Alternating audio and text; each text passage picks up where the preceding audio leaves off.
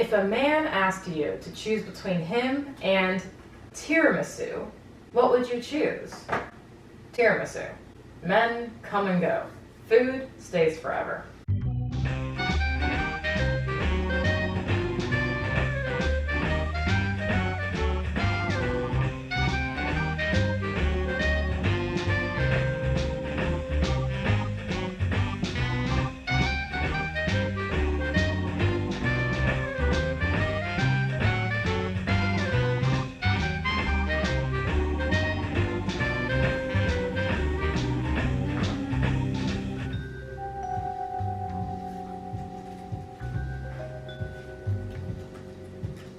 Hello everybody, this is Kelly Stamps. Today I'm spending my afternoon in the Thick Apple answering some of your most burning questions. I've already done one of these videos actually, but back then I did not have as many subscribers. Currently, at the time of filming this, I have over 300,000. So weird to think about. Yikes. I hope all my nudes don't come out. Well, if they do, at least tell me what you think.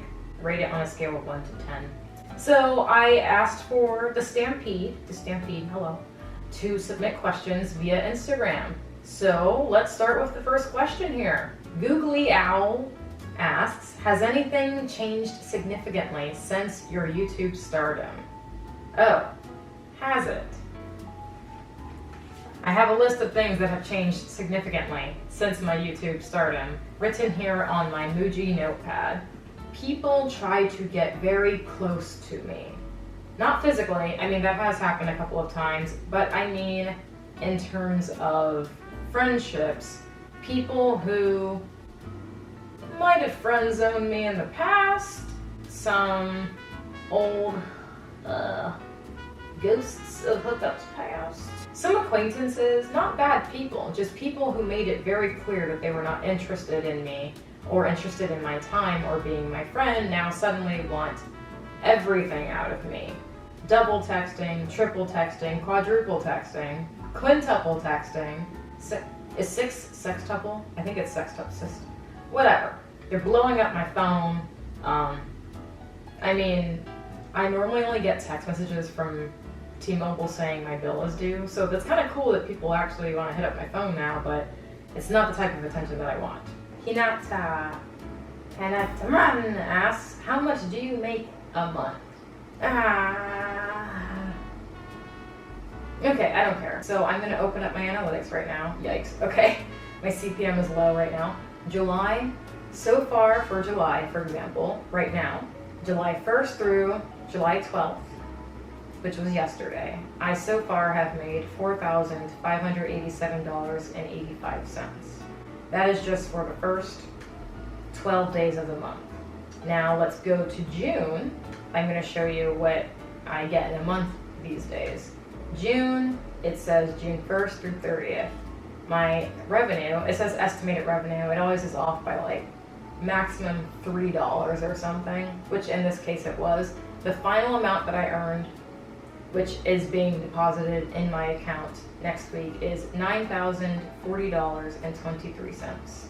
With ad revenue moving forward, for the past couple of months, I've been making about $9,000 or more. And then I earn commission from 2 websites, which I mentioned from haul videos. That comes out to like $800 a month. So there's $9,000 from ad revenue plus $800 from commission. And lately, since I have managers now who help me out, they bring me sponsors. I am not obligated to do any, and I only do ones that actually make sense and blend into my channel.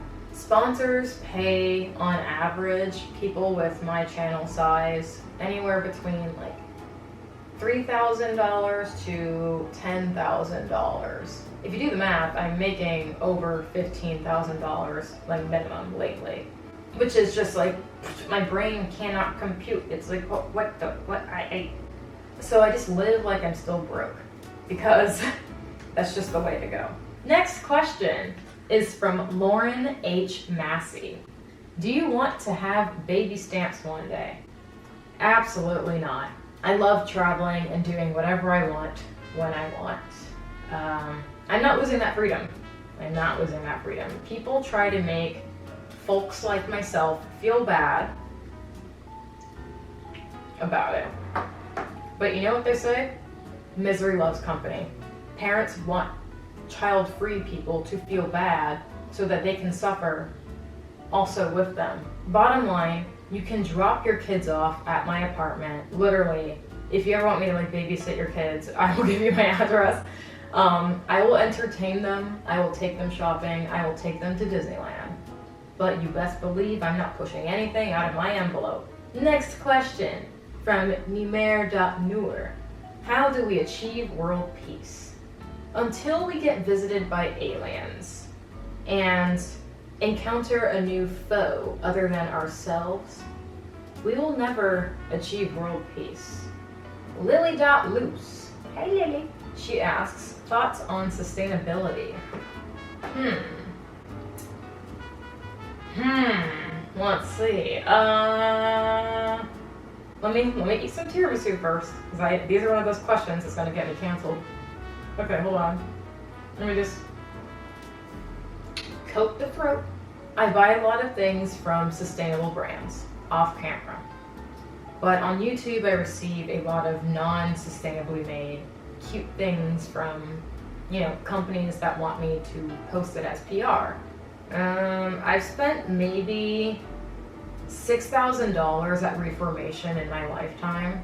So I feel like I've done my part. I used to also thrift, but now that I'm grown, you can't tell my black ass where to spend my money. I'm sorry. I'm trying not to curse anymore. Sorry, Jesus. I just think we all need to find our own balance and do what makes us feel good. And most importantly, not shame other people for not doing the same thing.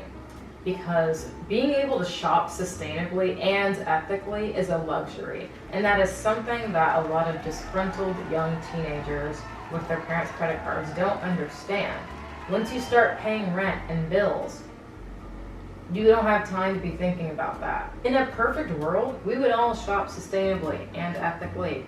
But there are times where you just need to buy a cheap little pair of shoes real quick. Like last week, I had to buy these little beach shoes because I was trying to just go to a little pool situation.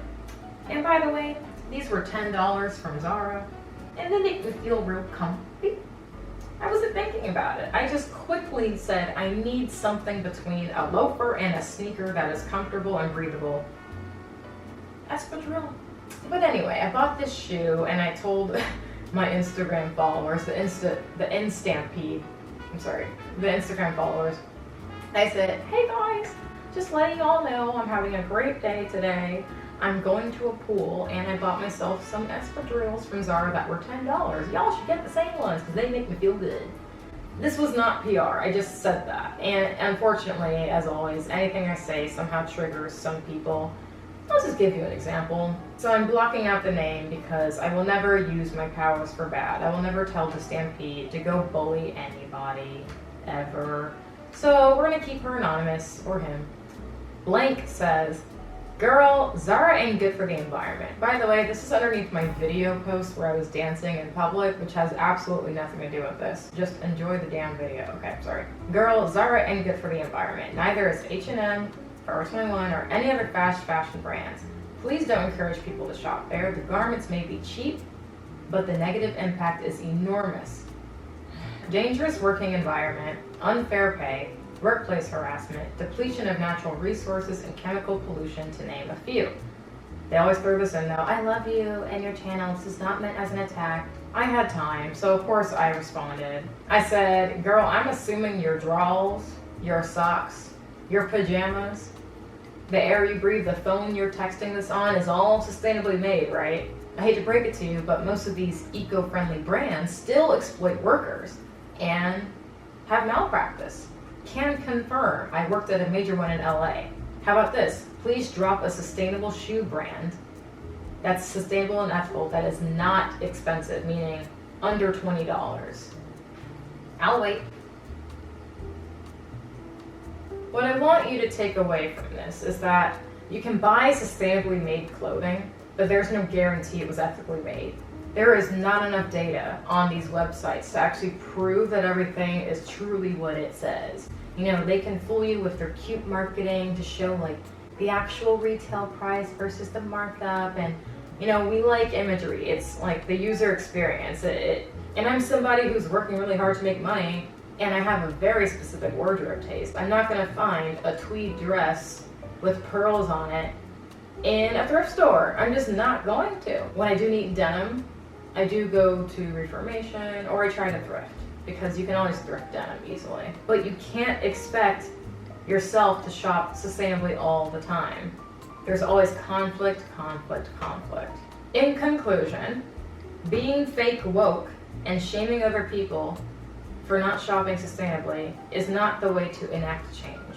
And I am making literal Black history on YouTube. I will spend my ad revenue where I like. Thank you very much. Next, Ace.1000 asks, what made you you? Have you always been like this, or was there a changing point in your life?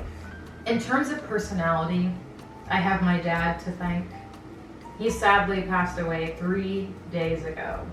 It's very hard to even sit down and film this video, but he not only gave me an amazing, very strange sense of humor, but incredible strength. The fact that I'm even filming this video right now, given that I just encountered a full-on tragedy, just speaks volumes. And I have him to thank. And I know that he would want me to keep pushing and not stop because I'm crying or sad. I'm super thankful for his existence, because I draw most of my humor from him. I compare him to like all of Dave Chappelle's characters rolled into one. Like Tyrone Biggums, and do you know like the white dad character on the Dave Chappelle skits? And I'm Rick James. All of them all together. Like that's literally my dad. I just feel inspired by everything around me, and I noticed that's something that he did too. He just loved going to the park and like looking at animals, looking at, you know, bugs and butterflies, and he just did whatever he wanted when he felt like it. My dad lived unapologetically and just basically cared for his pets, cared for his fried chicken, and getting his money. But if you're asking about my lifestyle, it changed a lot as I got older. Older as in like the past few years. And the top asked question is, how old am I? I am 24. I'm born in 96. Someone commented, I can't tell if you're like 18 or 28. It confuses me every day. I'm like, I know, same. I started watching videos on minimalism on YouTube when I was around 20. And I realized I just had too many things. Also, I was in the Air Force at that time, so we moved around a lot. I remember it was like Santa Monica to boot camp, basic training, where you, by the way, you can't like take anything with you. You take your cell phone, but they take it away. You go there with just plain like I literally was forced to be a minimalist. Everybody was. It made me realize I'm a clean slate. I have no debt to my name, no real actual belongings, just my tiramisu and my bamboo plant. You know, it's easy. I moved in here in 30 seconds. In conclusion, too long didn't listen. When I decluttered my life, I decluttered my brain. Also, the last way to answer this question, Ace, if you're still with me, do you need water?